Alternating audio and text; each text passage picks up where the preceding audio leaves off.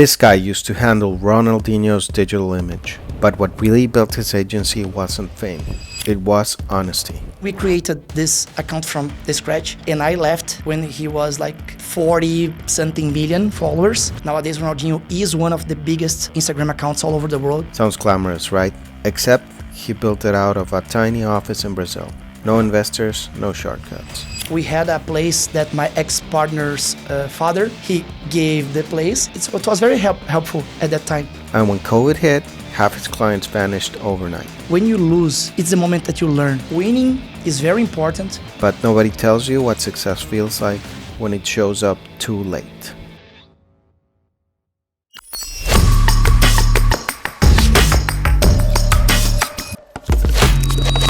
You are watching the Vegas Voices podcast.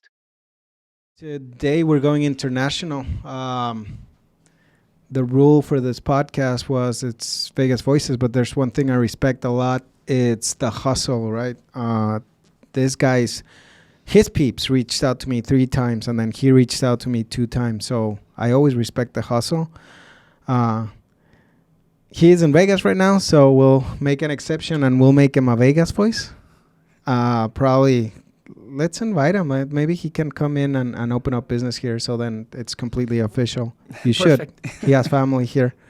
My guest today is Rodrigo Hoffman, a Brazilian entrepreneur, publicist, podcaster, and creative known as Maluquinho. Yes. That means little crazy guy. Rodrigo's career spans from agency founder and with global campaigns and with stars like Ronaldinho. He's been in podcasting, gaming, mentoring small businesses, helping people in COVID.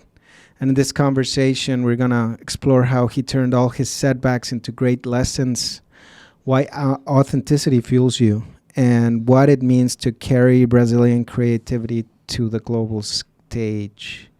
You're the second Brazilian we've had on. We had the Las Vegas blogger, Andy. She's amazing. She's a huge influencer here in Vegas. She had like 500,000 followers. Oh. Amazing, down-to-earth, Japanese Brazilian. So anyways, Rodrigo, thanks for being here. Thank you very much, Sergio. Thank you very much for having me here. It's a pleasure. You're welcome. As I told you, I'm here for... actually, yesterday was my birthday. Happy birthday. Thank you very much. How old are you now? It's 30-something. 40, Oh, wow. 40. Congrats, man. The big 4-0. Thank you very much.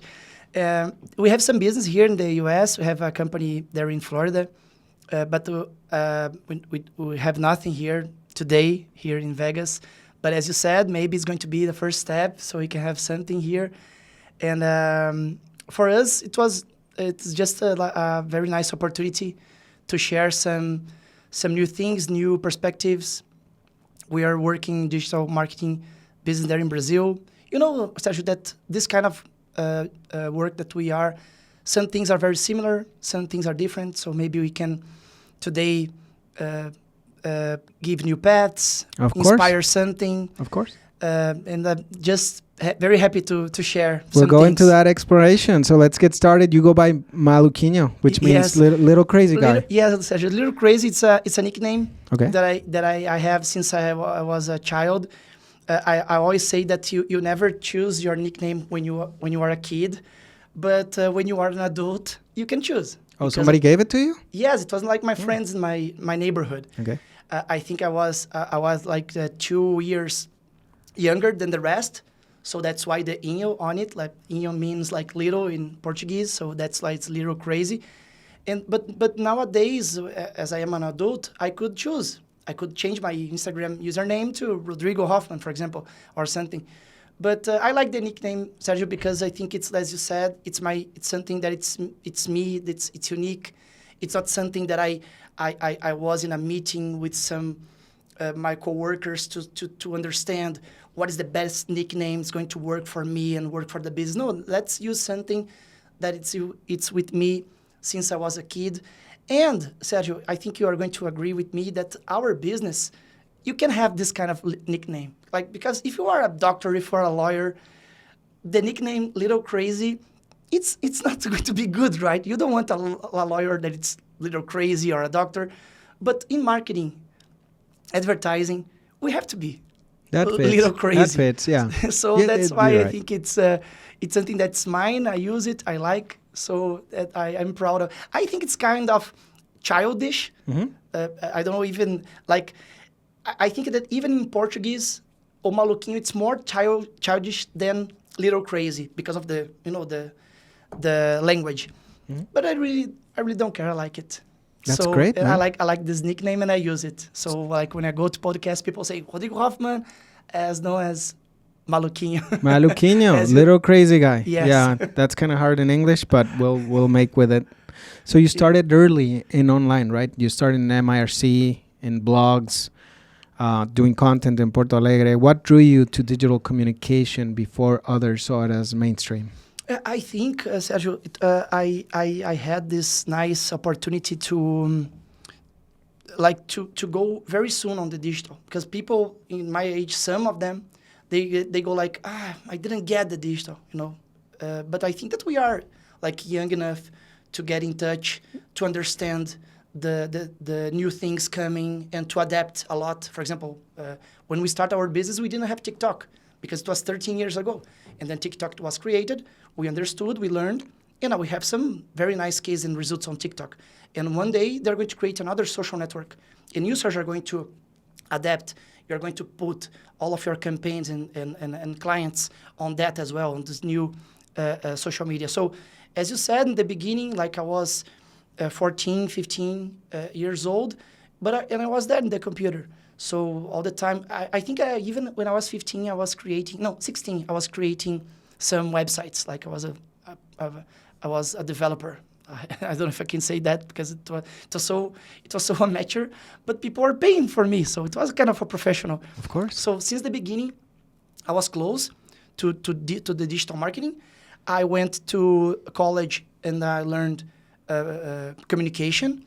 So I studied communication on 2003. So you know that everything that we learned on that time, it changed a lot, but some things are the same. Like, you have to have a nice relationship with the audience. You have to take care of your brand.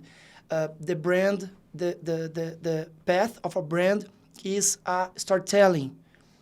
All these things are things that it's still the same. Like digital, the digital part, it brings new platforms and new possibilities, but a lot of things, it's about human relationship. And these things didn't change a lot in 20 years. Human relationship is something like stronger than a little platform or a new social media. So that's why I could connect these things I learned from college, more dense and old, and connect with the new stuff. And that's why I'm here today. I love what you're saying, that some things change and some things don't. That is very, very, that's I think that's going to be the biggest takeaway. Human connection is never going to change. And other things that I see, and that since I own a digital marketing agency too, and what I call it is, because of the change of platforms, I call it knowledge arbitrage, what we do. We're always like in the top edge of the knowledge, right? And then other people are not willing to do that same effort to learn the same things you do. So then you have that big gap that which you're willing to, people are willing to pay, right? Yes. For that gap. So I call it knowledge arbitrage, and that's very, very cool, man. Yes. We know, we see some of our clients, and we could see on their faces, in their eyes, that we say some things on the meetings and they don't really understand what we are saying.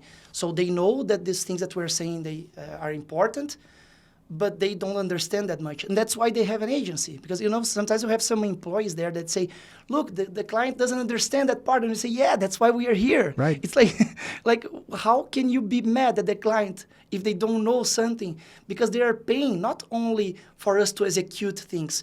It's not only, Sergio, we have our agencies, not only because the client doesn't have time to do what we do. It's because he doesn't know. And it's okay, right? That's why you hire professional people like in your environment, so they can do these technical things. And Sergio, that our job is very technical. Sometimes people don't understand how technical it is. Mm-hmm. Like my mother can post on social media. He can take a picture, she can take a picture, post, write something, and reply the comments. So it seems like some things that we do, everybody can do. And it's true, everybody can do. You can play soccer, I can play soccer. But we can't play soccer as Ronaldinho. So that's why we are like, it's a job that if you take a whole month trying to study, you are going to produce something nice. But as we are in this business for 20 years, we can do it a little bit better with some nice processes. And of course, you're going to have great results. And at the end of the day, you see the result that you get, how much you're paying for the agency, how much you're paying to run the ads, and you see that it all makes sense. And that's why the clients, they choose to stay with us, right? Of course. So early in your career, you worked at agencies and in communications. When did you realize that your own voice and your own platform would become just as powerful as the brands that you manage? Yes, I think, Sergio, that it's a lot of there are a lot of ways to be an entrepreneur. Like people to sell things online, they say like, I'm gonna give you the right path to be an entrepreneur, but there's a lot of different ways. The way I found for myself was to work for someone else first, okay, to really understand how it is to be an employee, like to understand. Like I passed, Sergio, to all those steps, like getting at my job, at my work, 15 minutes late, and see my boss doing like this, like the glass, like 15 minutes late, so I could understand how it works. So nowadays, when I almost do this, I remember how bad it was, so I don't do. So to pass through these paths, so I can. I can manage myself to be a businessman. So I work in these agencies there in Brazil as an intern, and then I graduated. I came here. I lived in LA, near you guys here in Redondo Beach. I stayed here for 1 year and a half, but I was 21 years old, so it was another Rodrigo. Like I wanted so much more to have a nice experience and to make friends, new friends. Then I wasn't thinking about creating something. And when I went back to Brazil, I worked in a company called Gerdau, that it's a huge one. They work with iron, and they have a lot of management there, like a lot of management. They have all these processes. It's a huge company there in Brazil. And then I say, I don't know why I get paid, because I learned so much there. And the 6 years later, I thought it was the time for me to open my agency. I had a partner at that time. Even this partner today, he's a partner of Ronaldinho, as you said. Like Ronaldinho, nowadays, he has an agency that takes care of his own brand. And it's my ex-partner that runs this campaign. And I have nowadays JKR Agency, let's say, by myself. And it was 13 years, learning a lot, like having some winnings, losing all the time as well, because that it's, I think that if you look back, you see that you are getting higher. Definitely. But the day by day, it's very harsh to us. Oh, yes. Because when you win something, it's like 2 days, oh, yes, clapping. But when you lose, it's maybe 2 or 3 months, right? And it falls on you, man. Yes. The buck stops with you. So that's why I think it's challenging. But Sergio, as I just met you, yes, but I could understand the way you talk about things. And when you really love what you do, the losses, it's not that bad, because you enjoy the process, and you start. I'm not going to say you start loving the losses. No, right. but you look at the loss and you think like, it's the process for me. I'm learning. Yeah, but dude, there's no game. If there's no wins and losses, there's no game. So you gotta get into the game. There's gonna be both things, right? That's just part of the definition of being in a game. We're in the agency game, and that's just what it is. Perfect. So I want to dive deep into like creating your own agency. How did you make that leap, right? How did you land those big clients? Like I think Ronaldinho was one of them, and Claudia Leite, right? Yes. So let's dive deep into the story of JKR, right? Yes, Sergio, we started, let's say, Not that small, because we, like me and my ex-partner, we put some money on it. But you know, that kind of investment that's very responsible. Like Okay. we didn't rent a huge place, and we bought a lot of computers, and we hired a lot of people, and then let's see if it goes good. I don't like that. I think it remember what I said. There is not like a one way to have something. It's a lot of different paths. So the path that worked for us was to start very, very like step by step. So we had a place that my ex-partner's father, he gave the place, and we worked for him. Okay. So There was some exchange. Yes, it was exchange. It's not like I'm giving to you guys, Yeah. but it was very helpful at that time. And you know, Sergio, that I was working on my image there in Porto Alegre, Brazil, the south of Brazil. I was working my image for a few years. I was 26 years old, but I was working my image, you know, the way I had a YouTube channel. I went to the parties to interview people, something. We tried to have nice quality images, nice quality microphones.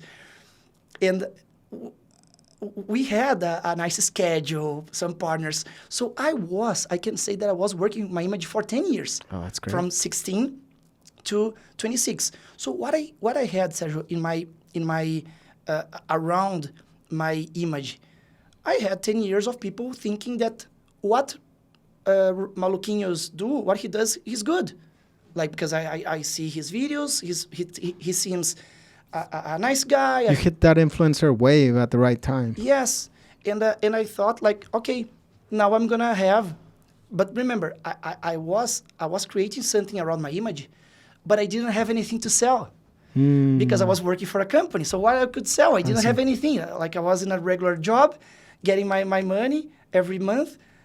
These people are looking at me like, look, this guy has something nice, but I didn't have anything to sell. And now I had at that time, now, because I have an agency. Good. What I did, I went to all of my friends or connections, and I said, I have a company here, and I want you to do at least one job with me. The guy from Philips, this like global brand, that's our client, but of course, we did a very small job for Philips in Porto Alegre. We never created That's fine, something but you global. can take the kudos. You can Yeah. take the kudos. You worked for a big company. Yes, I have all the case, I had the contract. So, but what I did, I have this friend. He was working at Philips at that time in marketing position, and I said, Lucas Brock, his name. I said, Lucas, I'm your friend. You have to give me a Philips job. Like, I can print 10 papers, but because I'm gonna put Philips logo on my website, and this is going to help me a lot. Because you remember that this part, Sergio, is hard because people want to know what famous brands and nice brands you serve. But to get the famous brand, you have to have another famous brand. So how is going to be the first one? So when I had Philips, it was nice. I think that it helped me to bring another famous brand there in Porto Alegre. And then I had this meeting with Assis, Roberto Assis, that is the brother of Ronaldinho. Okay. Roberto Assis Moreira. And then I had this meeting with him. And then I introduced myself. Imagine, our agency was 1 year. We had 1 year when we got Ronaldinho's account. Wow. So it was really, really good at that time. Like they printed us on newspaper. Like, look, these young guys, they moved from an agency there in Rio de Janeiro, like a huge one, and they changed to a small one in Porto Alegre. But we didn't see anything. We didn't say anything to Roberto that wasn't true. We took Roberto to our very small agency place there. We didn't say that we were big. I never thought, Sergio, that it's nice to pretend that you are really. It's nice to create a nice to be honest. To be honest, of course, Sergio, that on marketing, like, we put the lights on the things that are better. Like, if you take me to your house, you're going to show me all the rooms, but you're not going to show the room that it's messy. Of course not. But you're not saying that, look, my house is perfect. No, you're just not taking me to the messy place. And that's what I did. Like I said all the right things, I think. And then we had Ronaldinho as a client for, I can say 6 and 7 years. Wow. But still, we still have this partnership. But So he was your flagship client that helped you bring all the other ones. of course, That's amazing. amazing. because Sergio, I know you know Ronaldinho. Yeah, All people super that love famous. soccer, like all over the world, they love Ronaldinho. Like when he goes to Singapore, Egypt, I went with him to all these places, and people like go crazy. The malls, they close the stores because a lot of people crowded, security guys and so on. And imagine in Porto Alegre, that is a city that he was born. He was born in Porto Alegre, Brazil. So there, like everybody was like, look, these guys, they have something nice to do. And looking back now, Sergio, I don't know if we had, because we are as we are improving all the time, and you do the same. Mm-hmm. When you look 10 years back, it seems like you are doing a very bad job, right? Right. Because you improved it so much 100%, that yeah. you feel a little bit ashamed. But I think that But you were doing the best at the time. yes, perfect. I was doing the best I could at that time in a very responsible way. I think that I didn't have 10% of all the management and processes that we have today. Like, if I serve my client nowadays the same way that I was serving 10 years ago, I would be ashamed. I would be ashamed. Like the way I think that I don't remember. I don't remember. That gives a lot of kudos to your constant improvement, right? And I see a couple of things here that are probably in your core values, which is human connection Yes. and authenticity, right? You did that with Ronaldinho. That brought you all this stuff. I don't know if I'm going to imagine that those are some of your top values, which we're going to speak up later. Yes, it's true. But also, like, I want to go on a tangent here. You went into the gaming space with Yes. Ronaldinho Super Dash. Yes. We did have our agents go and look this up. So was that a pivot for marketing? What pushed you into that arena? I know that was a big thing, but I'll let you speak about it. Yes, I think at that time, like what we had two purposes. Mm-hmm. I always think that when we create a project, it's nice to think first, like if it goes wrong, Mm-hmm. what I'm going to lose? I'm going to lose a lot of time or a lot of money. So if it goes wrong, Worst case scenario. yes, Mm-hmm. and then we will see like if it's and if it goes good, like okay, we can get a lot of money, we can get a very nice case. So what we did, we create this game that it's like that. It's an endless runner. Okay. It seems that there's one very famous. What is the name of Jungle it? something, I think. Yeah, that jungle, but there's not the other one with the trains. Subway Surfer. Okay. I think, yeah. So I did with Ronaldinho, like, okay, he was with the ball, like, sometimes he was in the beach, in the city, in the stadium. Sometimes he has to kick the ball. Sounds like fun. It's fun. It was fun. Very nice to create. Mm-hmm. It gave us a very nice publicity at that time as well. So what was the purpose? To Ronaldinho, it was something new.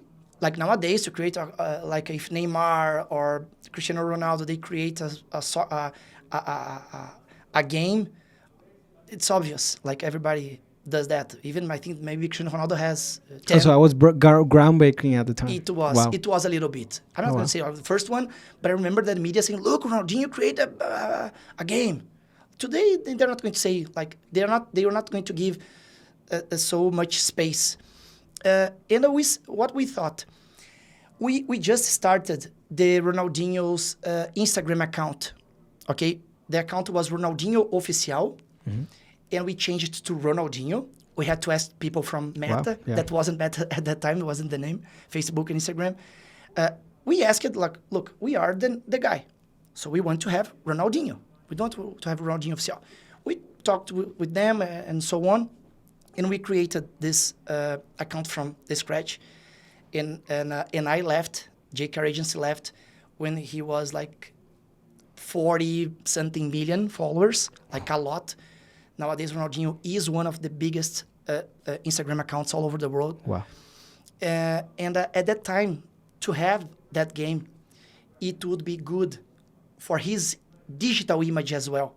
His image, It stopped. I'm never going to say, Sergio, that I am the responsible to make the Ronaldinho's image that high. No, but you're He's a catalyzer. You're an amplifier. Yes, he's the responsible because Sergio, if I could make someone 40 million, I would be I would create that to myself as Right, well. of course. So o Maluquinho, it would I'm gonna have 40 million. So we did at that time, we convinced Roberto Assis, his brother, Okay. to pay for this game because our agency we are not a gamer developer.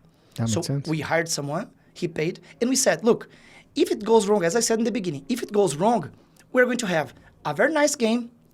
We're going to put another flag on Ronaldinho's digital image, and it's going to be nice. But maybe we can sell some brand spots there. We can put some branding. We can put some product placements. We can talk to some big brands to, okay, we want a place here that I'm going to put a lot of Nike flags on it. And we haven't. We didn't. So that's why even on my Wikipedia, that some students, they created and had a research, they put there, the game didn't have the result. And I was like, oh guys, why did you put that? And he said, because Wikipedia, Wikipedia is not your curriculum. It's a place that we have to say. Well, I'm glad we got the real story from you. Yes. And then I said, no, if you are saying that, but it's true. No, it's true. We didn't have the results, the money results that we want. But Sergio, you know, and some people in your audience, they already know that marketing results, they are not only performance. It's not only selling today. Maybe it's to selling tomorrow. I like the idea. As I say, it's like the butterfly idea. It's like it's not mine. Okay, I'm not creating anything, but I like to spread this kind of message that branding sometimes it's like to have a very nice garden, and the butterflies they come. Like you have a very nice garden. You have very nice flowers. You you do all the time. You put some water. You take care. You cut some leaves that are not good, and you make your garden nice because you like to have a nice garden. You like the view. You like the colors of it, and then it's like magical. Like People will come. People will come. Like if you do this in the middle of Los Angeles, that's like a lot of buildings. Like they say. That's not like one even butterfly there, but you put a very nice garden in the middle of Los Angeles, butterflies are going to appear. And then, if you think like butterflies as partners or clients, they are going to be there, like in front of you. So it's going to be very nice to catch. I know if I say catch, it seems like, okay, you create this garden just to catch the butterflies. But no, they are going to come. Because I think that, Sergio, that's for me, it's the most important thing. It's like we really want to make difference and to give results. If we're going to have money, that's a consequence. If we are going to make profit, because to get money is not the same thing that get profit. Yes, true. If we're going to get profit, awesome. We can raise some salaries there. We can improve some things at the agency. But this goes with me since the beginning. If I'm gonna deliver a project in a not so nice way and get more profit, or I'm gonna be even, and I'm gonna deliver a nice project, I'm gonna be even and deliver a nice project. Because the first thing is to deliver something nice, the garden, as I said, and then the other things are, for me, it's like a consequence. And Sergio, nowadays people, they don't think like that. Like they talk about marketing like you have to create the landing page, you're going to have a nice copy, you are going to have a sales funnel, and then you are going to bring the leads, and then you are going to make this lead and make an upsell, and you are going to give a cashback. Like, calm down. People want to hear the story of your brand. Like, people sometimes, Sergio, are very anxious, to make money today. Like, to make I have this new contact with you. Mm-hmm. I think that we're going to get together like for a long time. You're not going to see me tomorrow asking you something, trying to do something, try to sell you something. Like, I'm gonna connect to Sergio first, see if we have some business synergy today, or even now, just this very nice conversation and a friendship, and then you see how it goes. I have some friends, they own companies there in Brazil, or their parents, they own very nice companies. And I never asked them to be my client. And they go like, Rodrigo, you know this guy? Why? Like, you tried to sell? He's my friend. And, you know, when it's going to... Of course I want Sergio, but let's see. You know, I'm not that anxious. It's first a connection, right? And then you build a garden. I'm gonna steal that one. That's a great metaphor. I've never heard of good marketing. It's not mine. It's I'm ours. Gonna take it wherever it came from. I love it. So let's go into your podcasting stuff. You know, you co-founded and are host of Now Tim Segredo. Is that? Yes. Can you say it? Yes. There's no secret. There's no secret. Yeah. Yes. You pull back the curtain on marketing. I mean, that's refreshing. What prompted you to go behind the scenes to front and center as a voice in the marketing industry and, you know, taking all this, you're taking all our secrets out. What's up with that? Yes. What happened? First thing, There Is No Secret is a name that I think you're going to agree with me. I think, Sergio. It's like a garden. Yeah. Yes, because what is the meaning? Não tem segredo. There is no secret. Mm-hmm. First, this name gives to us an authority. Why? How can we say that there is no secret? It's because we understand a lot. You're always going to say that if something has a secret or not, if you are there. Like, you can say if Las Vegas has some secret, because we're from here. I can't say that. You have the authority to say if there is a secret or not. Mm-hmm. So the first thing it gives us, that's how I'm saying some things about our strategy, but I think that here's a place to speak the truth. So I think that this gives us an authority. And another thing, Sergio, is that people to sell books or digital content, they always say the secrets. I'm gonna give you the 3 secrets. Hey, you're in the U.S., man. That's just everybody's got the secret, man. What's up with that? Okay, look, like I'm gonna. That's very here. I don't know if in Brazil that's what's it's the same happening. thing. It's the same thing, Sergio. Like, I'm gonna give to you the 7 secrets of the CEOs. The 67 steps. Yeah. Sergio, all the CEOs, they are different. All the companies are different. If you can say some things that they all do, you can say some ethical things. All of them, processes, management, a good network, habits. But how can I say, Sergio, I'm gonna say the 4 things that you are doing wrong. How can I know? How can I know? And you know, consultants get paid big money here in the States for doing that. You know, like, and you know what's the problem, Sergio? Is that people want to buy that. Yes, I think it is. When I create the name Não Tem Segredo, there's no secret, it's even sometimes a bad name of it because they want to pay to know the secret. Yeah, you're anti-marketing. And I'm saying, like, I have now a course running there in Brazil. I'm going to have in November. With the secrets of not having secrets. How I could have no secrets and how I'm gonna give you the 5 steps. So Sergio, people want things very easy. Yes. Sometimes people ask me, Rodrigo, what book did you read? And I said, like, what book? Like, what book? Like, one book. I said, what do you mean? I want to know what you read because I like the way you work, your style, your philosophy. Things. And I said, look, but how easy it would be if I read one book. It's not one book. It's hard and it's slow, and people don't want that, Sergio. People want things easy, and they want for tomorrow. And if you say something, if you go to my agency's website, you don't see anything like get results tomorrow. I never promise results. I have to. I can't even promise results because the results, they are going to depend on the client too. It's not me like It's a dance. Yeah. Marketing is a dance. Yeah, perfect. Okay, okay. You still Yeah. you still the butterfly. You can take the dance. I take the dance. Yes, because we need the client. We need the client to have a nice product, in a good price, in a good delivery. We need him or You need their feedback. we need the feedback. We need a good briefing. Sometimes create something good, create something beautiful. I want a beautiful post. Like I want a very A nice. beautiful thing can be many things to many people, right? Like I want a nice video. Like it's obvious, Sergio. How I want a bad video?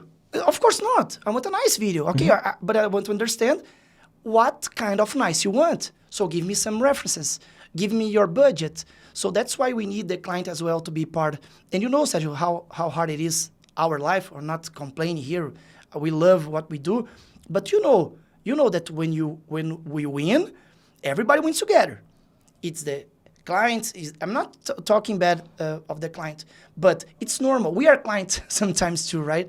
When everything goes right, everybody's work together, teamwork, synergy. Okay, guys, it was very nice. They never say, Sergio, you are the guy that did that to us. You put us, we are here. No, it's everybody. It's the trade, it's marketing, the product that they created, the new flavor that they put on something. But when it goes wrong, Sergio, it's your fault. It's Sergio, all your fault. Sergio, your strategy, I put 10,000, didn't sell anything. What's going on? So we have to work together. And Sergio, if we don't do that, me and you, and I know that you have in your audience some people that work with marketing. If we don't do that, who is going to do? Like nobody. So we have to. I don't spend my whole day talking about that all the time, like protesting. But sometimes when I have an opportunity like this, like you are giving to me, I think it's a nice moment for us to think about that. Like, okay, when we win all together. And when we lose, it's your responsibility. It's our responsibility. 100%. So that's why we're working on that as well, like to understand it's a dance. I love the idea. It's awesome because it's a chic example as well, because dance is something like you need both people. One person can understand more this part. Sometimes you do new movements. Sometimes on the dance, someone makes a mistake and you have to adapt yourself to that mistake. I love the idea. I'm going to use a lot there. So. Yeah, man, because marketing's not the magic bullet. That's also one thing that I say. It's not a magic bullet. So it's the more you participate, the more you're going to get out of it as a client too. One of the things in your story that I found fascinating is that in COVID, you launched Historias que dejan marcas, stories that leave marks. Yes. Supporting fragile small businesses with free services. What compelled you to do that, and how did that change your view of having purpose in your agency? Sergio, at that time, look, imagine, when COVID started, we lost more than half of the clients that we had. Because, some of them are hotels. The hotels all closed. Some of them are restaurants, gym, networks. So people are, all of them are closed. That's a crazy perspective, because my agency, we tripled in COVID. Yes. From the day it started, I didn't stop working. As I said, crazy, yeah. A lot of different ways of It's very interesting. A lot of different ways of. After the COVID passed, it was very nice for us. Like it was a boom because the digital marketing got even stronger. But at that moment, like the first month, second was horrible. Oof. And then I had a partner that it's João Peter. It's a very important guy there in Brazil, that he works with John Hackman is the name of it, and they created brands, only the brand part, like the logo and the colors and the visual identity. And we work with that as well, but we create those communication guides, brand books, and so on. And we thought, look, we are not in the moment to give any money, because we just lost our clients, part of them. But we have our methodology, we have acknowledgement. And some small business, they are almost breaking. They were thinking about selling everything. Like you have a small restaurant and you have to stay 6 months, 8 months closed. You know that people, they make some, try to make some negotiation of the rent, but you had to pay a little bit of the rent. Yeah, the expenses don't go. Yes. But you don't have sales, so. So, and what we did, we said, no, we are going to, Sergio, to try to create a nice environment, even on that bad perspective. So that's what he said. We are going to deliver for free. We delivered. We had this even a newspaper that in Porto Alegre that they calculated with us. We delivered 200,000 Brazilian reais on services. That it's something like 35,000 US dollars. Okay. 35,000 US dollars we delivered on these services. And the name of it's stories that how to say that it gives marks, because marks in Portuguese is the same as brand as well. So that the meaning, right? Yeah. So histórias que deixam marcas is the name of it. It means like, That makes sense. The double yes, meaning. there is a double meaning, and the companies, they had to tell their story. So that's why we chose them, because we had more brands wanting the service than what we are expected to deliver. So we receive the stories, we choose the ones, like the stories that most connected with us, and then we deliver the service for free. It's still there, like people still talk about that. I even met one guy 3 weeks ago that he owns a company that works with events, sound, and TV screen, and he said, "Remember, I didn't remember, but he said, remember that you guys did get for me on COVID?" I was like, "Oh, yeah, I remember." And he said, "Oh, yeah, it went very nice." I can't say, he said, "I changed my life. You saved my life." It wasn't that, because it's business. We just have business. But I think that when you are an entrepreneur, that sometimes even a small gesture for you, it makes like, bah.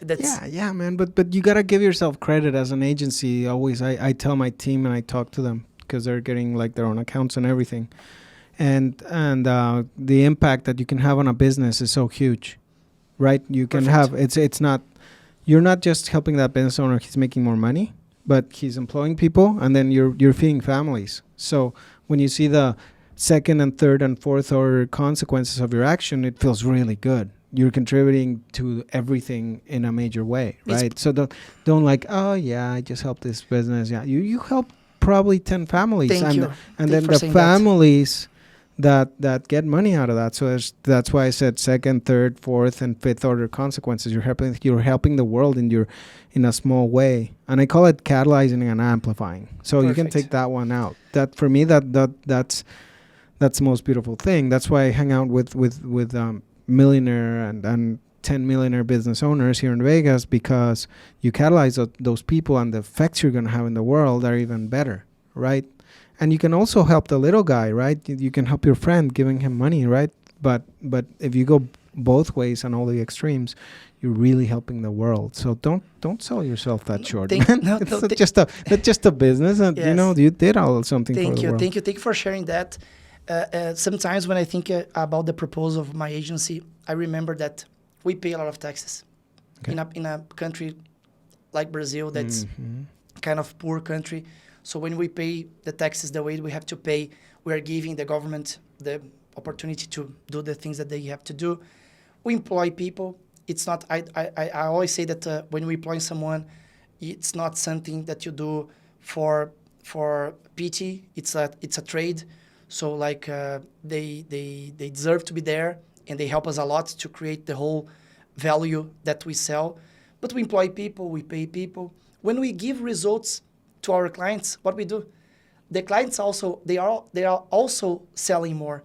When they sell more, they always pay more taxes, and our clients can hire more people because of the results as well.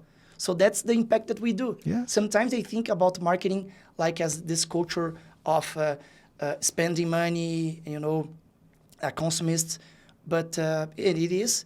But it's also a place that helps our community to get better. Yeah. and have more opportunities. Until AI finds an alternative to capitalism, that's just the way we have to live and contribute. And it's just the way the world is right now. You know, maybe there'll be a better world tomorrow, but right now that's the world that we live in. We live in the now, and that's what it is.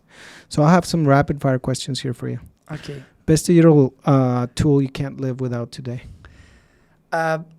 It's Asana.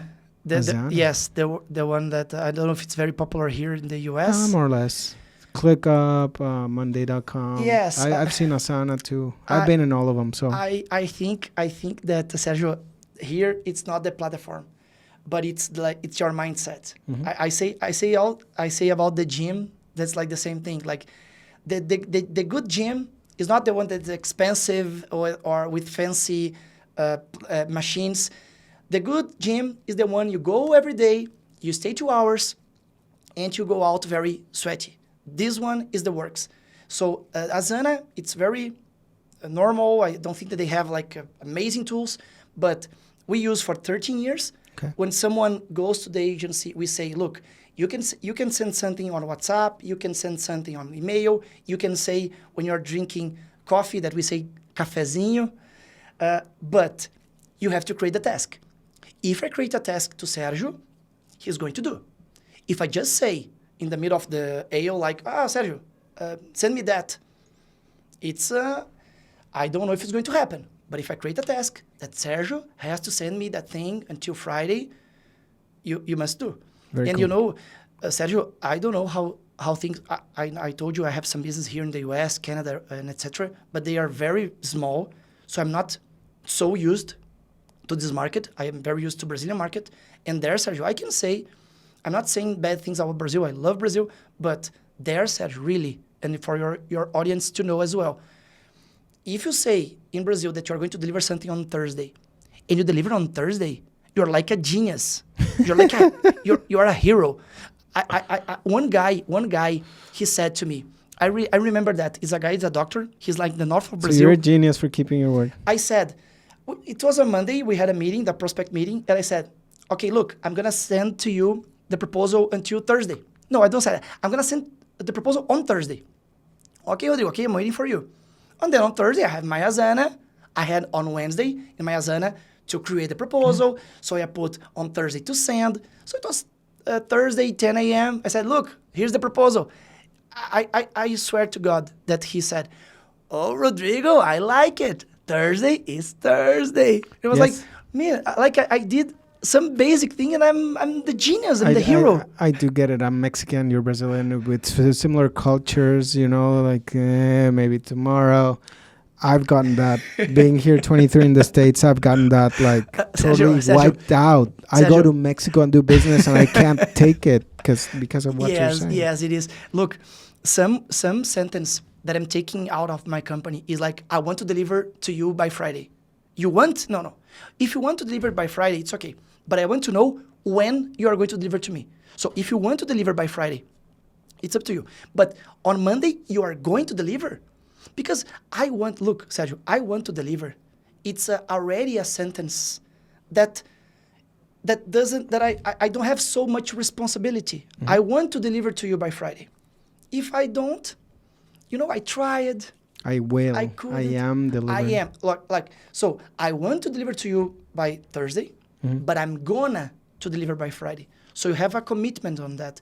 Even, for example, there, if you quote some things, like you want to like remodel here your studio, you don't need because it's awesome nowadays. But if you want to remodel and you quote something, you have to quote to 6 companies to have 3 quotes.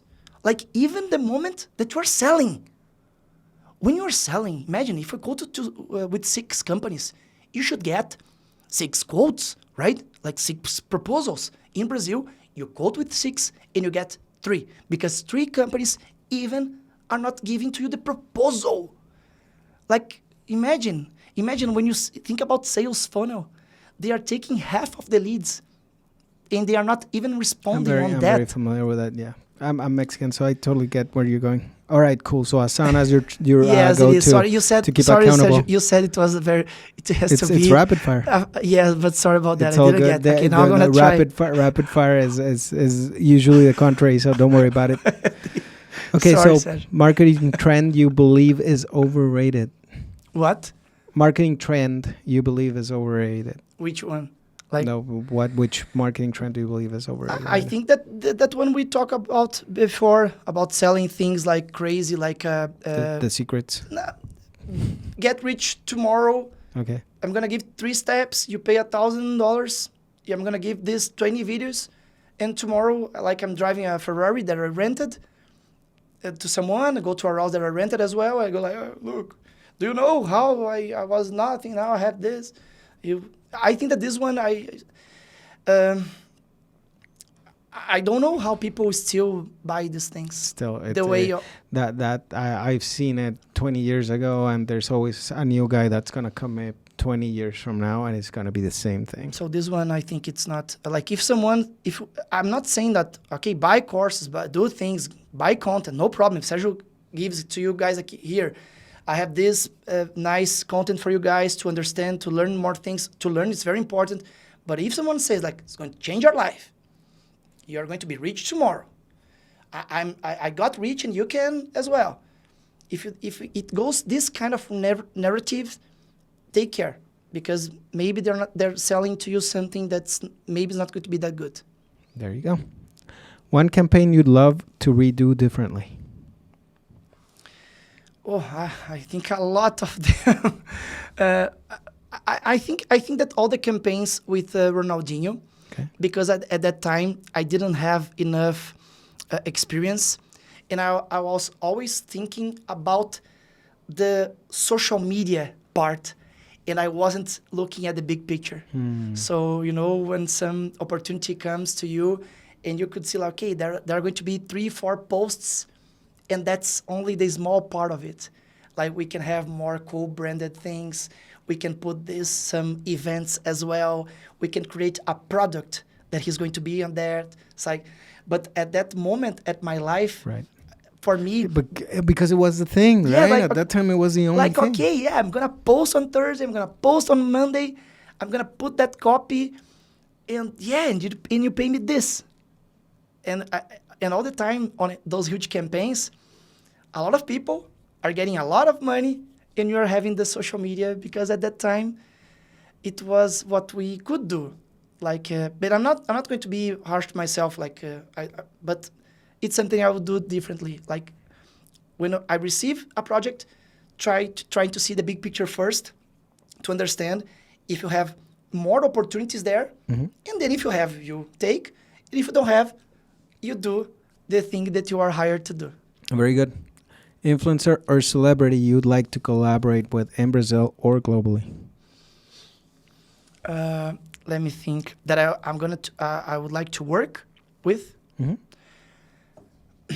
I think that there are some people that are very inspiring. When I talk about Ronaldinho, is someone that I could, like everything you do, people go crazy because they already love the celebrity.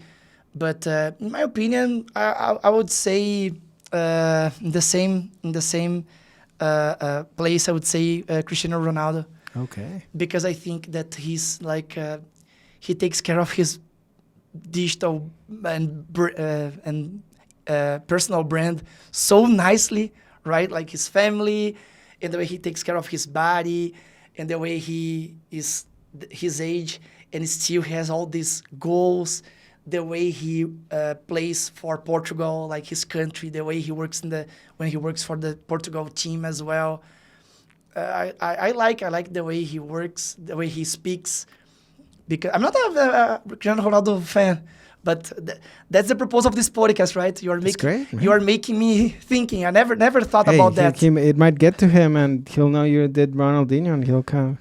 You would still be, even as you're at your level, you probably small potatoes to what he has right now. So then maybe you can get the same contract, right? Yes, that'd be cool. Yes. Awesome. All right, so let's go into failures and lessons. Not every project succeeds. What's one failure or misstep you had that maybe didn't hit fully, and how did you bounce back? Look, Sergio, I think that when you said what word you said, it's you Which said one? going wrong. No, going wrong. The projects that went wrong, right? Right, correct. Sergio, that doesn't succeed? I think that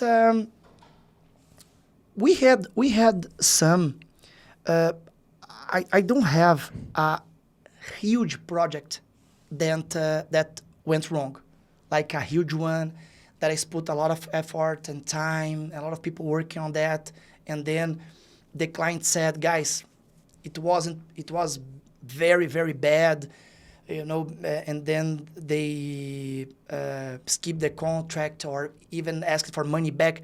I don't have a huge story on projects like going really really wrong, but we have a lot of time. This I'm gonna say losses, and I think that this is the moment that I like to put, as you said, like to look things differently. I look at the loss, and I think that when you lose, it's the moment that you learn. Like winning is very important. Winning is the moment that we are working for this moment. That's our goal. It's nice to relax and celebrate and feel comfortable and secure, but it's not on winning that you are learning. On the winning, you are not learning. You are learning when you lose. And you know the people, and you know your team, and you know your client when you lose. When you lose is the moment when you really meet the people that are working around you. Everybody, Sergio, can raise a trophy and get a colorful confetti and go to a microphone to say how was to win.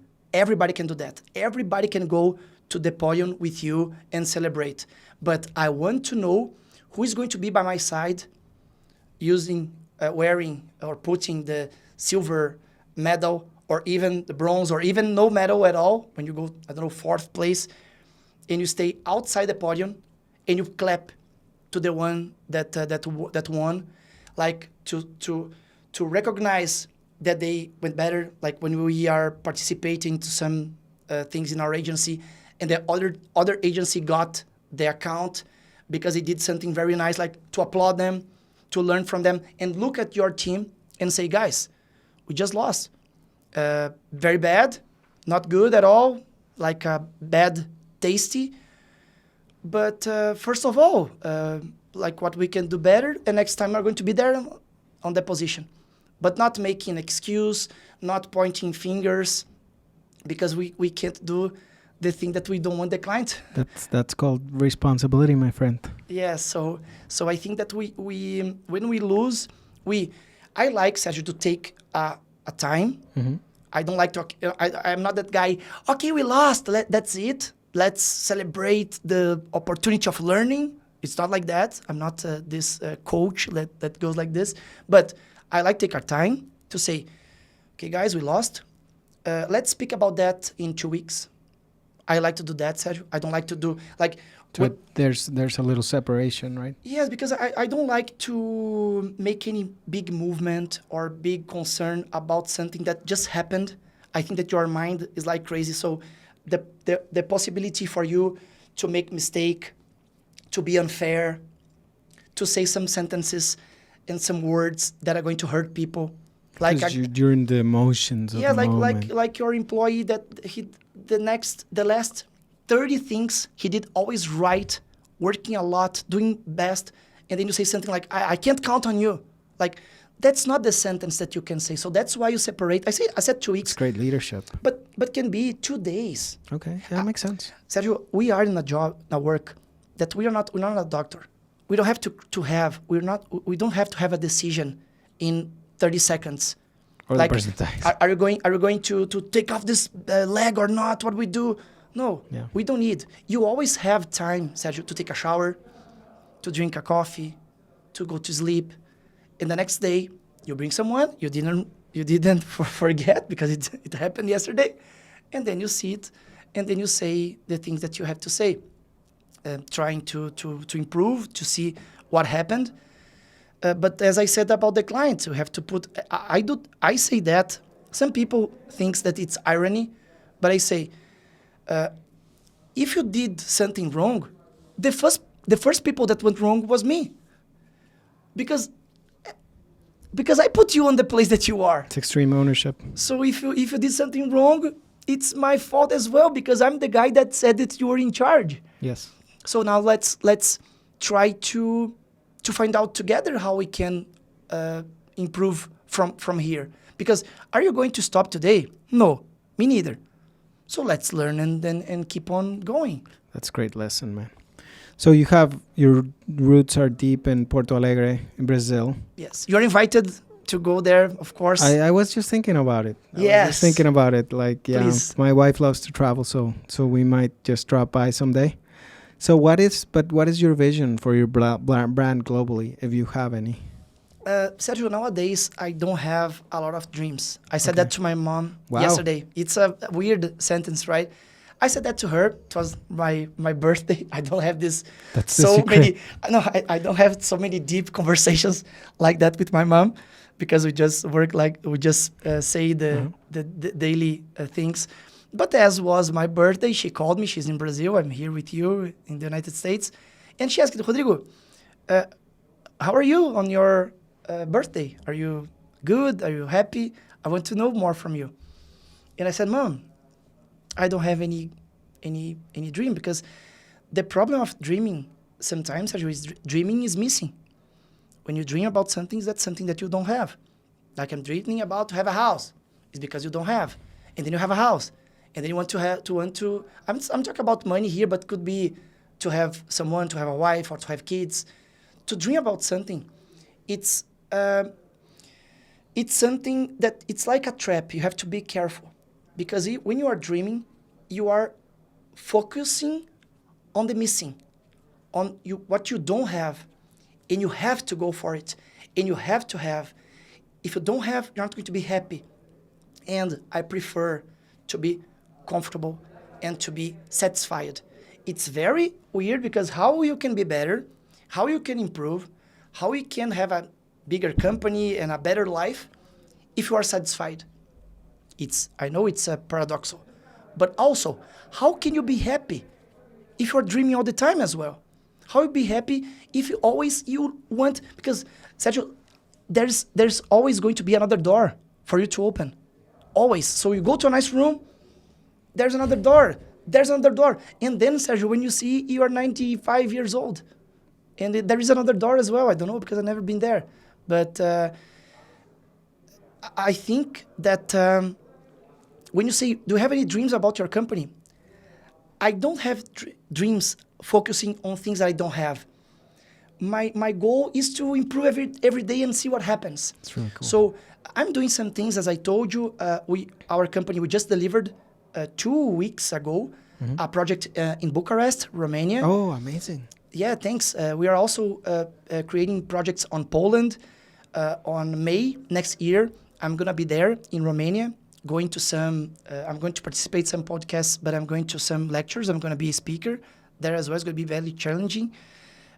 We have some business in Canada, United States, very small things. I'm seeding and seeing what's going on. Of course, for us it's better, because you know, Sergio, that even the currency here in the US and Canada, for example, are so far better than Brazil. So if I create a website for you, I'm going to have more profit than doing that in Brazil. Yeah. I'm going to work with a client that has more management and process. So it's another opportunity for me to learn. But nowadays, Sergio, my agency is in a building, in a 3-store building there in Porto Alegre. Yeah, I remember you showed me. It was amazing. Yes. You saw. So you could see that place, nice place, with a very colorful artwork. I showed you as well. You know, when I go to the agency there, Sergio, I think I am in the right place. I am in the place that I want to be. Because I love Porto Alegre. It's the city that I was born. I have friends there, family. That neighborhood is a very nice one. So I'm nowadays I'm more focused on enjoying these things than to, Rodrigo, so you say that you won everything. No, I didn't win anything. But I think that I could understand better the game, as you said. I could understand that winning the game, it's about loving the game. Because if we're saying that life is a game, because I think that that's the analogy that we are doing here, like to win the game is to love the game. Yeah. So if you love the game, you are winning the game. Even if in another people's perspective, you're not winning, but it's your game. Every game is unique. So for me, to enjoy this, to be here and to share with you, and you can see that people that doesn't have this focus on goals and dreams, they feel more comfortable of living the life. Like imagine, Sergio, if I'm here and I wanted to create new business here in Vegas because I have a dream to have business here, how would it be in our conversation? All the time I'm going to say that we have to collaborate our agencies, that we are going to be a nice agency to create something in Vegas. Like if you have a business in Vegas, call me. Like how it would be nice, you think? I don't know. I'm just getting a different perspective of things. I'm always in the hustle. I'm always looking for the next step.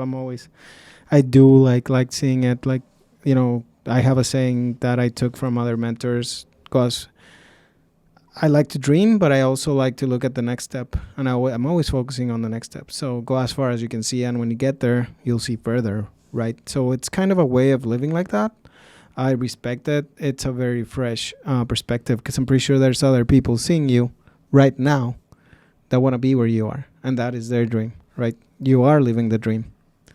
I get a lot of sayings, I've done well for myself, and I came to the city with $300, and I've done well for myself. I have friends. I have a marriage. Awesome. I live well, and I have friends that tell me, you're the American dream, man. Like American friends, you're the American dream. Yes, you're living that. So yeah, there's no one size fits all philosophy or secret, right? You said. My how to say psychiatrist. You're a psychiatrist. Yeah, sorry, but my English. You're therapist. My People English, call him yes, therapist. my English is messy. It's all good. But I asked her. How can I be satisfied? And how can I be better if I'm satisfied? If Usain Bolt. But as a human, she's asking herself the same question. So yes. But go ahead. What did she say? I'm curious. But she gave me a nice one. If Usain Bolt was satisfied of running 12 seconds, 100 meters in 12 seconds, he would never be able to run in 9. I think that his record is 9, I don't know. Yeah, something like that, below 10 seconds. But if we thought 12 seconds or 13 seconds was good, he would never get the 9. So how can I be better if I am happy the place I am? Because as I said, it's very paradoxical. That's that's yours to answer, my friend. Go ahead. Yes. But tell me what she said. I'm so curious. No, but she said something. She is the kind of therapist that she doesn't say what I have to do. Okay. She always she brings me to think more and more and find the answer by myself. Okay. But what she said at the time was nice. She said, look, he wants to be better, but he wants to do that without invalidating what the place he is right now. Because what we do sometimes, and it's like a trap, is that you want to have something more, and to really understand and to focus that you need something more, you have to put now in a place that is not that good. Like, I'm Sergio. I want to have that business because the one I am right now is not so good. So that's the trap. You have to want more and also think that it's very nice today. Like, I love being here. As you said, you are proud of what you are. You are proud of what you did with the things that you had when you came here. Because, like, if you compare to another person, you can't compare because they have their own opportunities and you have yours. So what you did with what you had, it's amazing, and you have to be proud. But still, I want that. Like you are not on your 100 episode, but still those you had were nice as well. Yeah. Like, and if you go to the 70 episode and 80 and you stop, Oh no, we're not. and if that happened, it's not going to be a failure, because like this moment is not nice. So it wasn't made you bigger as well and nice in your audience as well. So how you can say that if you didn't get to the 100, and what about all the content that you brought to people's life, and the lives that you, as you said, that you helped change, inspiring here and that. So that's what she said. Like you can want something more and bigger, but without invalidating what you are, because That's pretty cool. that was her answer. That is really, really good. Thank you for that. That's just an amazing answer. So when people look back at Rodrigo Hoffman, what do you hope they remember? The campaigns, the content, the heart? I don't know. I think this simple way of living that I have, like, when I say simple, it's like not trying not to make a lot of drama of anything. Like, you're never going to see me, Sergio, saying anything like being angry. Like, if you say, Rodrigo, I have to cancel today's episode, I'm never going to say, Sergio, I scheduled to be here. That's what do you think about? Never. It's a bad example. We would never do that. We always show up. Yes, I know that. I know more you, but I never get angry. I never raise my voice, like even to a relative or a client, So this kind of always trying to be funny. Like today, for me, it's kind of a challenging because of the language. That's a barrier. Yes, I know. You know that. But when I'm there in Brazil, all the time, I'm a guy that I'm not going to say that I'm making fun. You're the little crazy guy. It's a little crazy. That's People your expect identity, that to do. Right? Yeah. And it's not about like telling jokes and doing like those very childish things. But when we are in a bar, for example, I always think that everybody has to speak. For example, there's a guy that's like shy. I say, like, what about you? What do you do? Like, sometimes the guy is shy, like for 30 minutes, he's the boyfriend of a girl that is influencer. She's saying some things all the time, and he's like that, like doing nothing, like looking people, talking. I say, what about you? What do you do? He said, I'm a doctor. Are you a doctor? So you're the only one here that has a real job, because we're always here influencers and marketing. And what kind of do you? And then in 15 minutes, you see the guy owning the table and talking very proud about himself. How is his work? That's the kind of person I am. You like to open space for everybody. Yes, That's yes, great. I love doing that. I'll give you another one. You like granting beingness. What is that? To grant beingness Yes. is to tell somebody, I know you're alive. Oh, nice. I acknowledge that you're here, right? Oh, great. And acknowledge that you exist, like really from the heart. So that's granting beingness. Oh, awesome. Thanks. Rodrigo, today you got to be a Vegas voice. Thank you so much. How can people find about you on the webs or wherever you want to? Thank you very much, Sergio, for receiving me here and your team in your great studio. Nice opportunity for sharing, and I learned a lot from you. You're very welcome. Like, it was even so much more better than I was expecting. I was expecting to be nice, but I loved.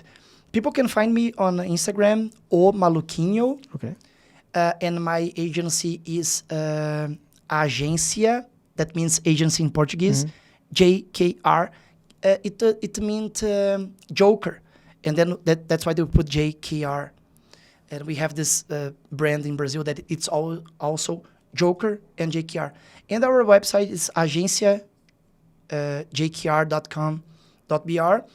So on my Instagram, O Maluquinho, people can find more about, you can say a Brazilian lifestyle, businessman, family. I think maybe it's going to be a nice account to follow. I'm not a content creator, like I don't have 30 stories a day. So when I post something, It's meaningful. It's something that I really wanted to talk about. And yeah, just thanks for receiving me again, Sergio. It was a really, really great pleasure. Thank you, Rodrigo.